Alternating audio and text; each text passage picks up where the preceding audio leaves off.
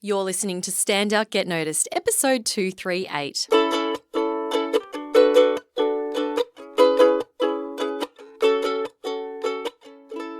Hi there, Rockstar, and welcome to Stand Out, Get Noticed. I'm your host, Christina Canters, speaker, coach, and founder of The C Method, where I'm all about helping high-performing professionals and business leaders to build powerful communication skills. You can learn more at thecmethod.com. Now, have you ever experienced anxiety? You know, the pounding in your chest, maybe churning in your stomach, maybe a sense of impending doom. Maybe it comes up for you in certain situations, or maybe it's something you live with most days. Whatever the case, in today's podcast, we are exploring how to beat your anxiety for good. And this is an episode that I'm really excited about because I think, we all deal with a degree of anxiety at some point in our lives. I myself experienced some anxiety this week.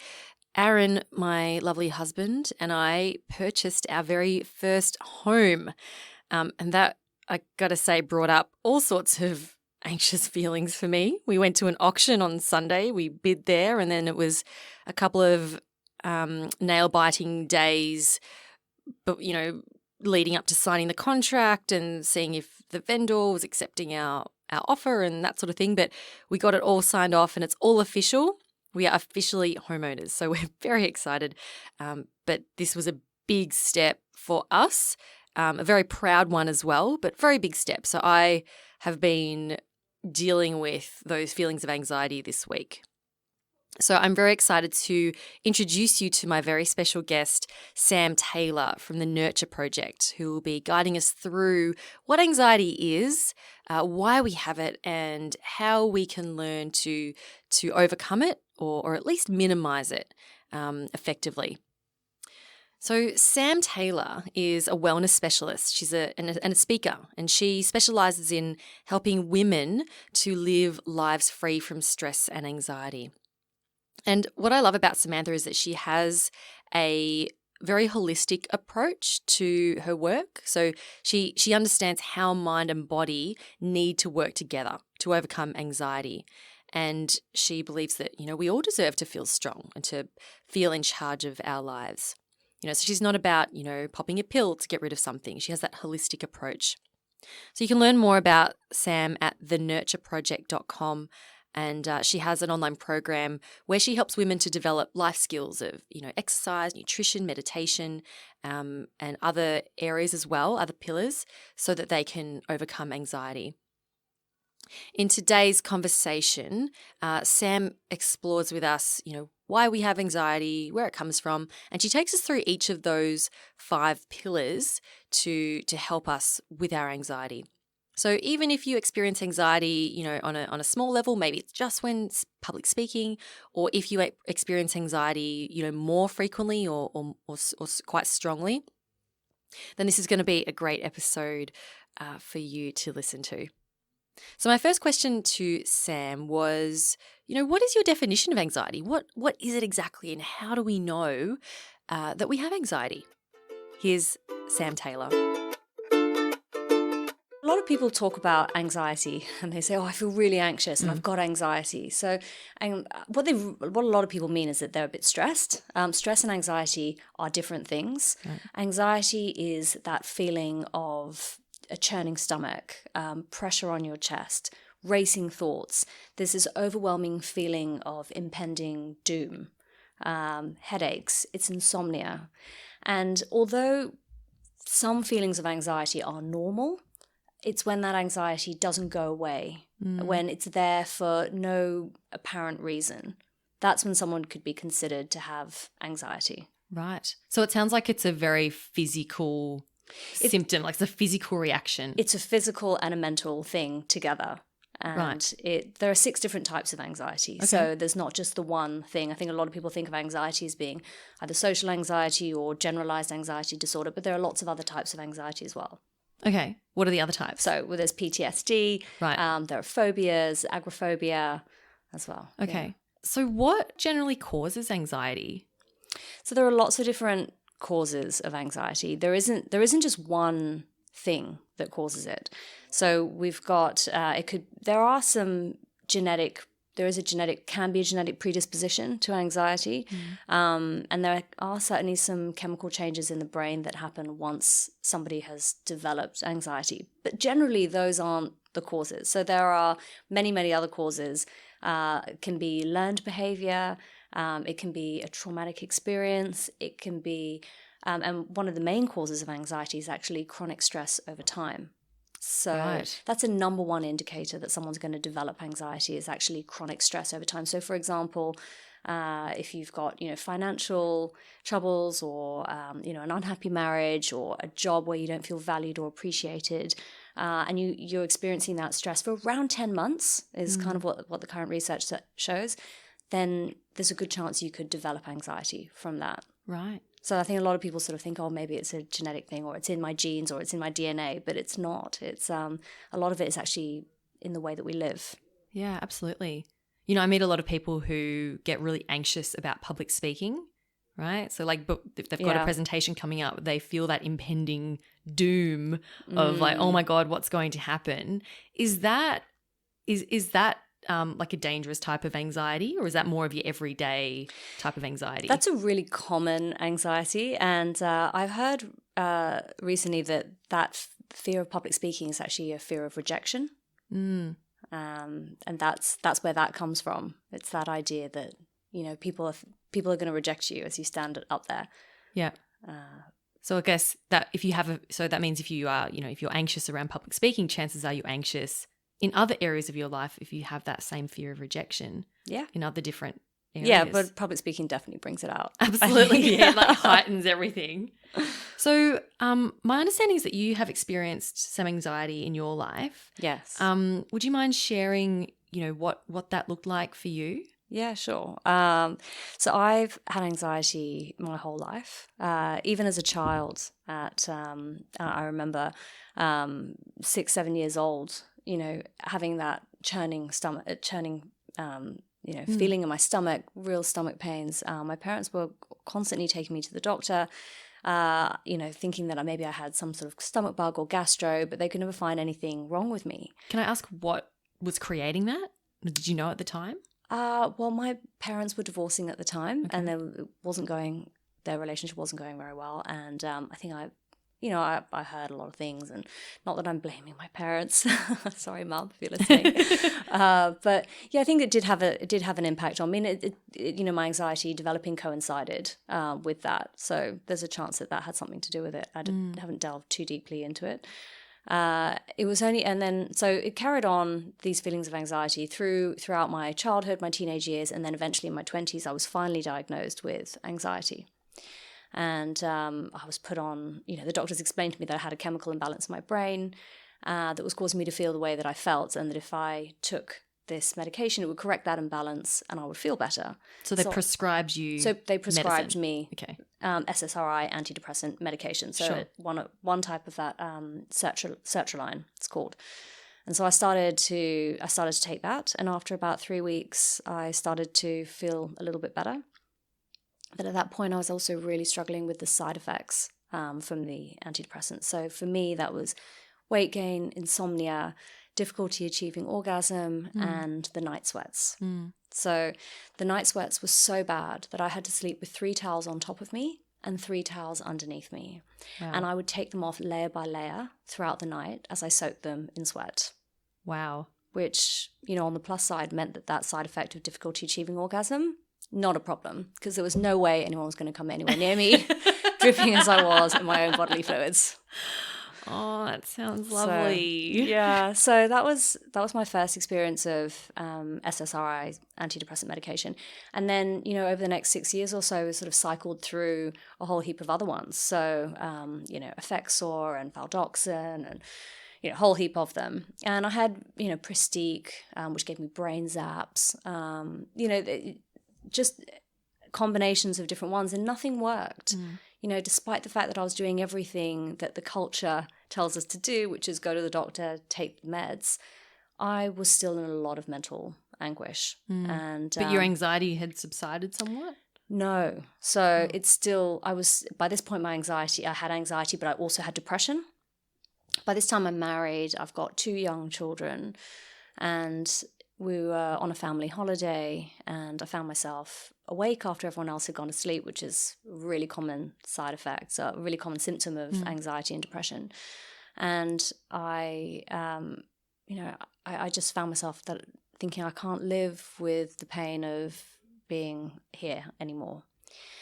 And so I started to write goodbye notes to my daughters and to my husband. And, although I didn't end up going through with what I was planning to do that night, it was the moment that I realized that something had to change and that I was not managing my anxiety, which had turned into depression. So not long after that, I began to do my research, and I wanted to understand why I felt the way that I felt. And I wanted to understand why, as a society, we are getting more and more anxious and more stressed. We've got serious cases of anxiety and depression, every year, rising every year. Do you know how many? Well, at the moment, there are 2.6 million people in Australia with a diagnosed anxiety condition. Yeah. But, only 35% of people with anxiety get a diagnosis for it. So that figure is more like 7.4 million, something like that. My maths is not good on the fly. I'm sure there'd be lots of people who just ignore it and go, oh, it's fine, or it's just a stressful period at work and that's it and I'll get over it. Yeah. And I think a lot of people with anxiety just think that everybody else feels like that. That it's normal. And that it's normal. Have you ever heard the 19th century experiment of the frog in boiling water? It tried to... Oh, no. Oh, wait. Let me guess. Yeah. They put the frog in cold water, and as they boiled it, the frog didn't jump out because it didn't realize it was being boiled? Yeah, exactly. Okay. So the premise, so if you put a frog straight into boiling water, it'll jump straight back out. But if you put a frog into cold water and you gradually heat the water over time, the frog will boil to death. And the hypothesis is that the frog is, because the water's heated so gently, the frog doesn't realize that the water's getting warmer, and so he boils to death. And that is a horrible experiment, but also a really good metaphor of how stress affects us. Right, because it starts small. It starts small. Those people who don't realize that they're stressed or don't realize that they've got anxiety, they're the frog in the water and the temperature's rising, And what's normal? What's then a sign of when it all, when they come to realize, what's the turning point for a lot of people? Well, I've spoken to hundreds and hundreds of people with anxiety, and the vast majority of them only realize that they've got anxiety once something happens. So they have an accident, or they, develop IBS or chronic back pain, or they have a skin condition that doesn't clear up. Something happens which acts as a circuit breaker. And then they start to deal with that, and then they start to look at other aspects of their life, and then they look back in history and they go, wow, I have had anxiety all this time and I didn't know. It's like being in a bad relationship. Yeah. Like you don't know until you're out of it, and then you look back and you go, oh my God, yes. Yeah. Like that was some serious bad stuff going on there. Yeah. Yeah. So, I think it's really important for people to just be aware that they may not know that they have anxiety, and actually one of the best things to do is take a test. Yeah. Get yourself checked. There are so many online tests that you can do for free that are self-administered, that are the same tests that doctors use to assess the severity of someone's anxiety. There's one on my website. It's a free one. 10 questions, 2 minutes. It's worth doing. We'll link up your website so people can go do that test if they want to. Yeah. So I'm guessing that you did your research, you learned what helped you, and that's now why you help other women to do it as well. Yes, exactly. So I started to research all the ways that you can help to get rid of anxiety without taking medication. Not that I'm anti-medication. I think it's definitely got its place. It helped me for a little while there, but I think there's also an awful lot other things that we could be doing Yeah. So what are the key areas that you found to be really important to, key components to helping people to overcome their anxiety? So the first thing for me that I started to do was exercise. And I know that's not going to be the first choice for everybody, but that really helped me. And there's a lot of research out there that shows that exercise is going for a brief 10, 15-minute walk is as effective as taking an anti-anxiety pill. Amazing. So, and it lasts for hours. So it's definitely something to try. Obviously, the longer you do it for and you develop a regular exercise practice, the better, the better it is for you. People who exercise regularly are less likely to develop anxiety.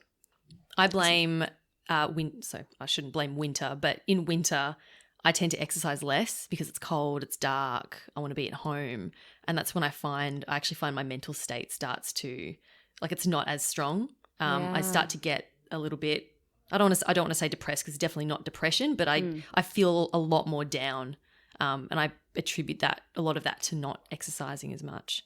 Yeah. Well, I'm the same as you. Like I like the warm weather. I don't like going outside, and I stop running in the winter because just my hands get too cold. Yeah. But I've bought a few weights and I have those in the living room. And I actually really love getting up in the morning and sticking on my favorite TV show and just lifting some weights while I watch it. So, oh, nice. Okay. That's tip. something. Yeah. So what else is key? So there's exercise, meditation. Meditation, I've listened to a couple of podcasts where you've mentioned meditation before. Yes, we've done some episodes about that. Yeah. Yeah. So everyone listening, if you haven't heard those, go back and listen to those. Yeah. So meditation is huge. Meditation actually changes the physical structure of your brain. It causes the parts of your brain responsible for empathy and perspective taking to get bigger, and it causes the parts of your brain responsible for fear and the fight or flight response to get smaller, like actually physically smaller. That's really important for people with anxiety because it shows that through meditation we can actually make some real changes, and that's what meditation does. It also helps you to learn gratitude. It helps you to recognize negative thought patterns that are going on in your head. Meditation is a fantastic practice for anyone with anxiety. Okay. Awesome. Tick that one off. Yeah. What's the next one? So we then got nutrition. Nutrition, maybe a lot of people don't know that there's a link to a deficiency in quite a lot of nutrients and anxiety. So there are certain nutrients that we need to make sure that we're getting enough of so that we can combat anxiety. Nutrients such as selenium, antioxidants, B vitamins, and folate, zinc, magnesium, and omega-3 fatty acids. Right. So we need to make sure we're getting enough of those. And the way to get enough of those is to eat a wholesome diet. So there are lots of different wholesome diets, but essentially that's a diet that is rich in a variety of fruits and vegetables, and then checking your proteins as well, making sure that you're eating leaner proteins and more fish, and then including nuts and seeds as well into your diet. Awesome. And what you don't eat is as important as what you do eat. So avoiding processed foods, fatty foods, alcohol, sugar. Right. As much as possible. So they're going to actually increase your anxiety, the more of that you eat. Yeah, those things are foods to avoid for sure. Right. So I guess, if we're at work and we're feeling stressed and we get a bag of chips or something to soothe us, it's actually not very soothing at all. Or a block of chocolate. Yeah, look, there's nothing. I mean, dark chocolate's not bad. Mm-hmm. Dark chocolate's okay. The white chocolate and that really sugary milk chocolate, probably not so much, but. Yeah, nothing wrong with a couple of squares of dark chocolate. I love that. Good. We've got your seal of approval. I like that. Yeah.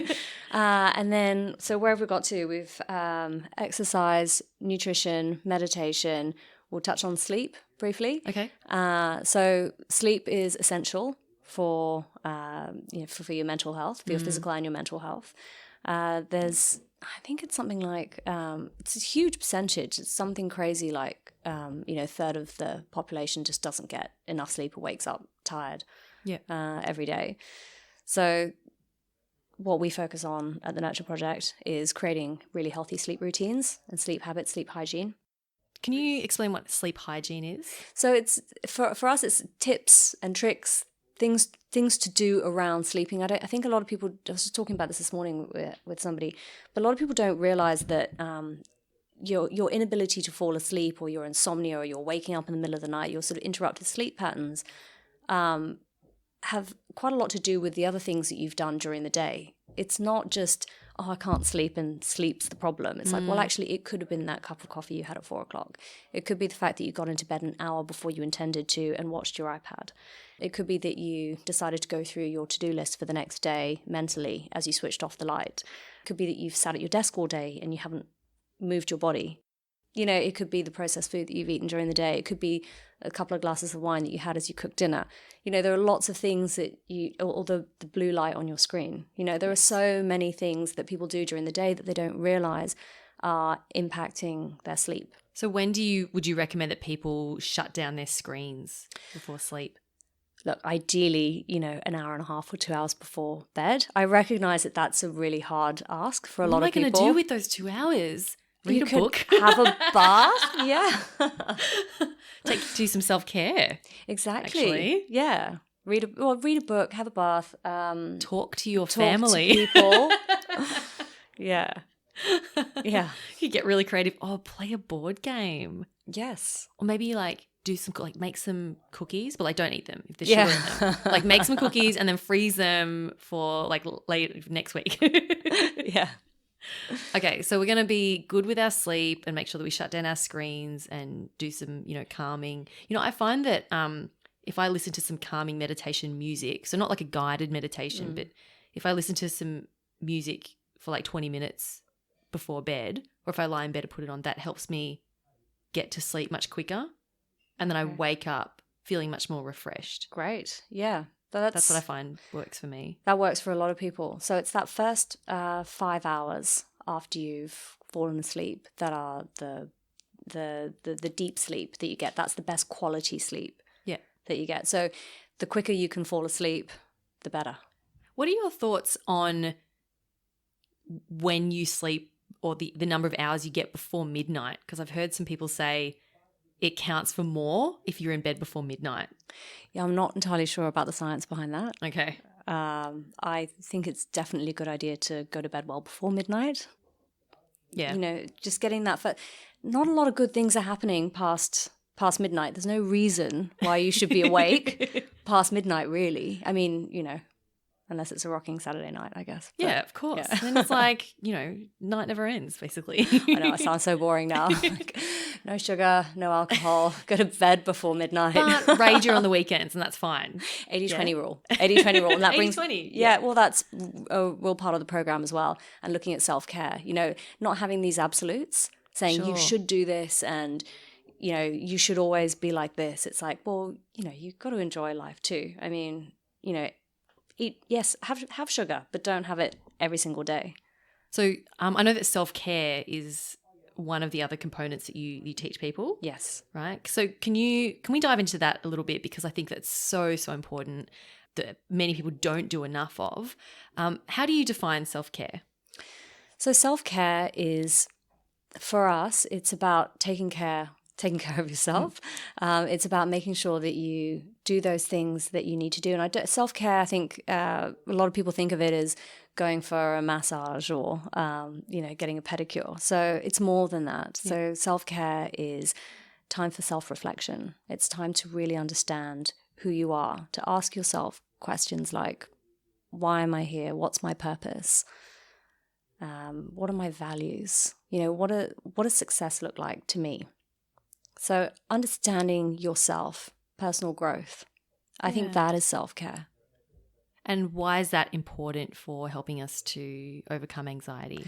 Well, because if you can live a life true to your values and true to your purpose, and you know what success really is to you, then it immediately takes away a lot of the other stress. If you know who you are, then you don't have to live your life by what other people think or what society thinks. You can live a life according to your values, and it immediately makes for a happier, calmer person. And all those other things like exercising and meditating, they all fall into place once you know who you are and you love yourself and you give yourself that space to breathe. When did you start doing that for yourself? I think I'm still doing that. Like it's, I started maybe 7 years ago now. Yep. But I think that it's a journey that doesn't end. You have to keep reminding. It's crazy that I have to keep reminding myself to make time for myself, and I have to keep reminding myself to love myself.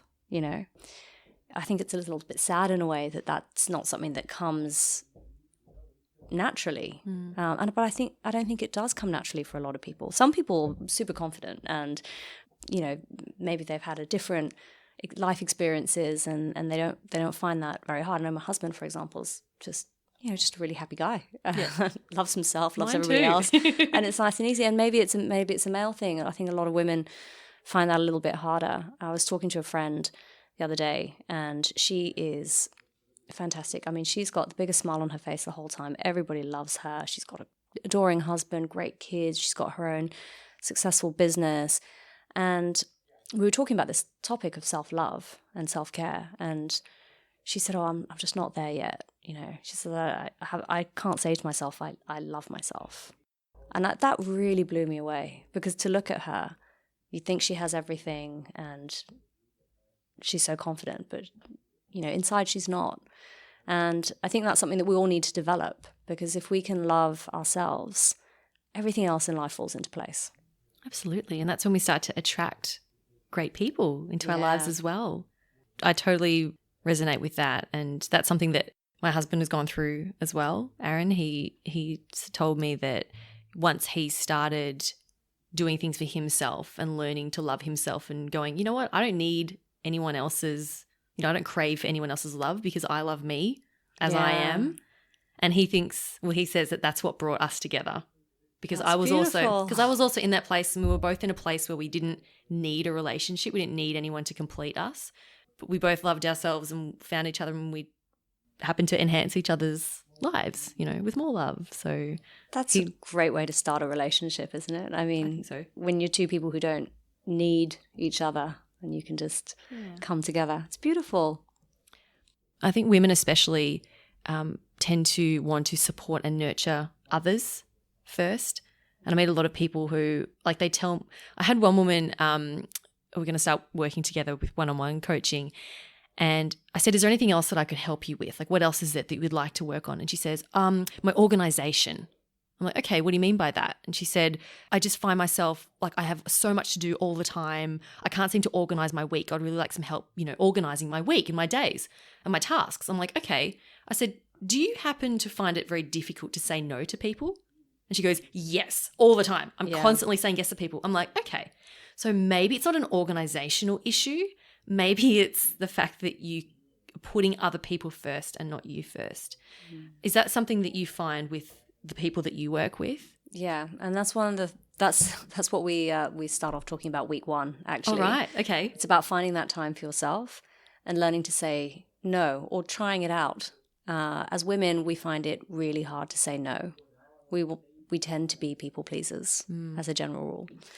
So once you learn how to say no, and often, we should be better at saying no, because really, what is it that people are asking us? They're asking us for a piece of our time, for a piece of our life, which we're not valuing if we're just giving it away to whoever at any time. Saying no is a way of saying, look, my time is important, and what I want is important as well. There's a saying that goes, I can't remember who said it, but it's when you say no to someone else, you're saying yes to yourself.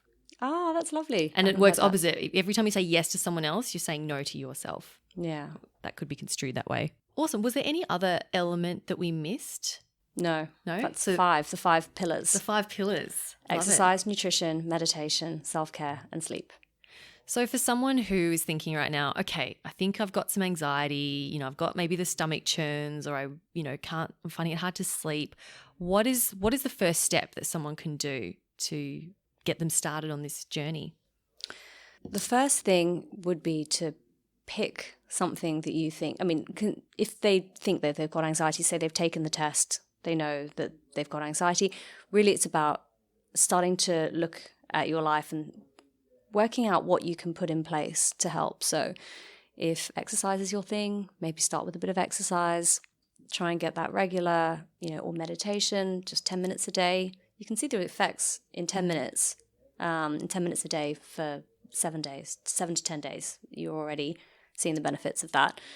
Definitely putting time aside for yourself, trying to maybe, read some self-development books, personal growth books. They're great for helping people to discover who they are. Can you recommend one? What's one of your favorites? Oh, I am reading at the moment Reinventing Your Life. Ooh, okay. Who's that by? I forget. It's I'll tell you later. Okay, you can sure. put it in the show notes. Sure. But it's great. They talk about life traps and all the different life traps. So one of the life traps is unrelenting standards. That's my biggest life trap, which basically means I'm a perfectionist. And it talks about how when you've got unrelenting standards, for example, that you tend to expect far too much of yourself and other people around you, and you're constantly disappointed, and you can never relax. You can't enjoy life. You can't enjoy any achievements because you're always on to the next thing. Yes. So it talks about the different life traps. I think there are like 7 or 8 life traps that they talk about. There's that, and then there's catastrophizing and all or nothing thinking. So It's a great book. Awesome. Okay. Well, look, Sam, this has been so amazing talking with you, and I want to thank you for coming on the show and sharing your knowledge and your beautiful energy with everyone. Can you tell us a bit more about the Nurture Project and the programs that you run? The Nurture Project is a 12-week online program for women, and we help women to learn the life skills they need to defeat anxiety for good. And those life skills are those pillars that we spoke about earlier: exercise, nutrition, meditation, self-care, and sleep. We ran a pilot program last year, and where medication has between a 25 and 30% remission rate, we achieved an 80% remission rate from our pilot. So at the moment, we're just getting the first few hundred people through the program. And then we're going to go ahead and publish our research paper so that we can prove our 80% remission and go from there. So that's where we are at the moment. So fantastic. And so who can join? So at the moment, we're looking for women between the ages of 35 plus, really. We're getting quite a lot of interest actually from women over the age of 65 as well, which is fantastic.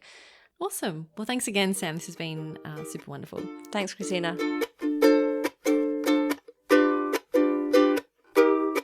A big thank you to Sam Taylor from the Nurture Project for being such a generous guest on the show this week. I want you to have a think about, out of those areas that she mentioned, think about what's one thing that you can start to implement to help you to feel more calm, more centered, more balanced, and to reduce the anxiety that you experience. You can learn more about Sam at thenurtureproject.com. I'll also link up to her website and the other resources that we mentioned in the show notes at thecmethod.com/238. Now, if you found this episode valuable, then I would love if you could share it with someone who you think is also going through this, or if you know someone who, uses language like, oh, I'm so anxious, or I feel so stressed all the time, or, if they feel a bit overwhelmed, then share this episode with them. And, it might help them to see that they are, to go back to that metaphor of, maybe they are the frog in the water that's slowly boiling and they don't realize that they are going through some anxiety. So share it with them and help us to get this message out. All right, well, thank you so much for spending some time with me today. Keep on being awesome, and I will talk to you next week. I'm Christina Canters, and this has been Stand Out, Get Noticed.